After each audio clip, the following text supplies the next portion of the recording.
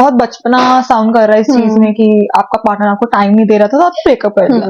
Long distance relationships को कैसे handle करना चाहिए? रोल काम करता है, तुम नहीं काम कर रहे। Hello beautiful souls, welcome back to my channel psych up with Manasvi and a very interesting episode with अंचल।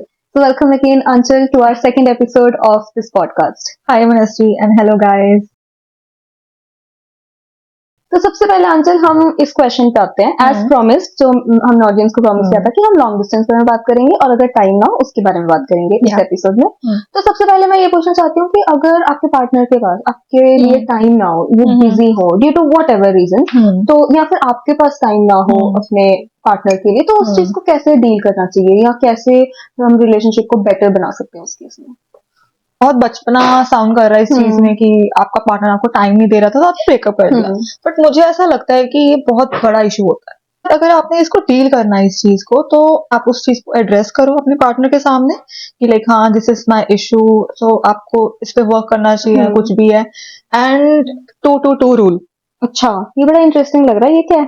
2-2-2 rule is like every 2 weeks go out for an evening, like every 2 months go out for a weekend, and every 2 years like go out for 15 days or a month. Stick to it.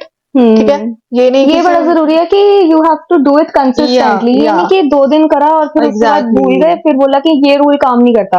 भाई rule काम करता है, तुम नहीं काम कर रहे। Exactly.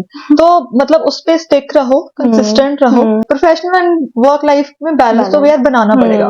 ठीक है, तो दिस इज वेरी इंपॉर्टेंट। मुझे बहुत अच्छा लगा 2-2 रूल, एंड मैं तो खुद इसको करने वाली हूँ अपनी लाइफ में। मैं तो खुद करने वाली हूँ और गाइस तुम लोग भी जरूर करना। मैं सच में कह रही हूँ, ये जितना सुनने में अच्छा लग रहा है ना, इसके रिजल्ट आई थिंक और भी ज्यादा अमेजिंग होने वाले हैं। सो एक डिसिप्लिन आ जाता है लाइफ में कि यार ये चीज करनी है, तो हम ना पोस्टपोन नहीं करते रहते कि वेकेशन पे जाना, ठीक है अगले साल अभी पैसे नहीं है या टाइम नहीं है, बच्चे हैं ये वो। सो मे बी उन सब चीजों को हैंडल करके एक साथ करके अगर हम ये रूल फॉलो करें विद ऑल आवर हार्ट, तो definitely I think things would be better. As promised, अब हम अपने एपिसोड के सेकेंड सेगमेंट पे आते हैं, which is long distance relationship. तो लॉन्ग डिस्टेंस रिलेशनशिप्स को कैसे हैंडल करना चाहिए? उनमें सबसे पहले तो ये बता के प्रॉब्लम्स क्या आ सकती हैं। कम्युनिकेशन गैप जो है वो एक सबसे बड़ा मेजर प्रॉब्लम है इस चीज का। लाइक जब आप एक दूसरे के साथ नहीं होते हो तो you are committed to other things as well, right? तो आपकी कमिटमेंट्स हैं, आपकी रिस्पॉन्सिबिलिटीज अलग होती हैं उस टाइम पे, तो आप उतना टाइम नहीं दे पाते हो। तो वहां पे आपकी इतनी बात नहीं होती है एक दूसरे के साथ, तो वो वहां पे चीजें पाइल अप होती रहती हैं। जो छोटी सी चीज है कम्युनिकेट ना करना, बट ये बहुत बड़ी चीज बन जाती है इवेंचुअली। एग्जैक्टली, बहुत बड़ा हो सकता है। तो तेरे अकॉर्डिंग लॉन्ग डिस्टेंस हमें प्रेफर करना चाहिए या नहीं? मुझे नहीं लगता कि मैं रिकमेंड करूंगी कभी, क्योंकि जब आप किसी के साथ दूरियां बना के रखते हो या दूर रहते हो, तो आप इतने अच्छे से एक दूसरे को नहीं जान पाते। लाइक आप उसकी छोटी छोटी चीजें नहीं जान पाते। ये मैटर करती हैं छोटी छोटी चीजें आपकी। जब पता हो किसी के बारे में तो आप उनकी केयर करते हो, या यू नो टेक केयर रखते हो कि हाँ इसको ये नहीं पसंद तो मुझे नहीं करना। ऑल्दो ये जरूरी नहीं है, like extra care in a long distance relationship, that thing, so मतलब अगर आप आ चुके हो, क्योंकि कभी कभी क्या होता है कि आपकी प्रोफेशनल कमिटमेंट्स ऐसी होती हैं कि आपको हमारे हाथ में नहीं होता। सो आप जो कुछ चीजें आपके कंट्रोल में नहीं होती तो आपको करना पड़ता है, राइट? तो उस केस में आई वुड सजेस्ट कि आप कम्युनिकेशन अपनी कंसिस्टेंट रखो। अगर आप आ भी गए हो लॉन्ग डिस्टेंस में, like don't go to your bed without talking with your partner. Like चाहे वो 5 मिनट हो, चाहे वो 2 मिनट हो, but just do it. Like guys, ये चीज हमने पिछले एपिसोड में डिस्कस करी थी कि सोना नहीं है रिजॉल्व करने से पहले, लेकिन अगर सपोज कोई प्रॉब्लम्स नहीं चल रही तो बात भी जरूर करनी है। बात भी करनी है। लाइक ठीक है कि अगर आप अपने पार्टनर को अटेंशन नहीं फील करवा रहे हो, केयर नहीं फील करवा रहे हो, तो इवेंचुअली वो आपकी लॉन्ग डिस्टेंस में एक तो कम्युनिकेट नहीं कर रहे हो, वो तो एक प्रॉब्लम है ही, बट ये चीजें भी आपकी आगे के आगे फाइल होती रहेंगी। बट आंसर, जैसे हमने डिस्कस करा कि कई बार हमारे हाथ में नहीं होता, प्रोफेशनल कमिटमेंट्स या कुछ पर्सनल रीजंस भी हो सकते हैं, तो लॉन्ग डिस्टेंस रिलेशनशिप हमें करना पड़ता है, राइट? तो उस केस में हमें इन प्रॉब्लम्स के साथ कैसे डील करना चाहिए? Communication is the only bridge that will bind the ends of your relationship, right? So चाहे आप सुबह 2 मिनट टाइम निकालो या आपने इन बिटवीन काम कर रहे हो, एक टेक्स्ट करने में बहुत टाइम नहीं लगता। It just take us 1 second to text someone, and if the other person matters to you, तो वो टाइम निकालना नहीं पड़ेगा। आपका अब अंदर से होगा निकालोगे। दैट ये अनइंटेंशनली होता है कि यार मुझे ये बताना है उसको या मुझे बात करनी है उससे। So I think Anchal, you are saying कि even if you're feeling dead inside या very very tired, फिर भी रात को 5 मिनट तो बात करनी ही चाहिए, Exactly. just एक daily updates के लिए या just to be connected to the other person. Anyways, मेरा खुद का भी एक्सपीरियंस यही बोलता है कि long distance relationship no doubt बहुत ज्यादा डिफिकल्ट है, but if you are with the right person, अगर आप उसके साथ कंपैटिबल हो तो इट्स नॉट इम्पॉसिबल।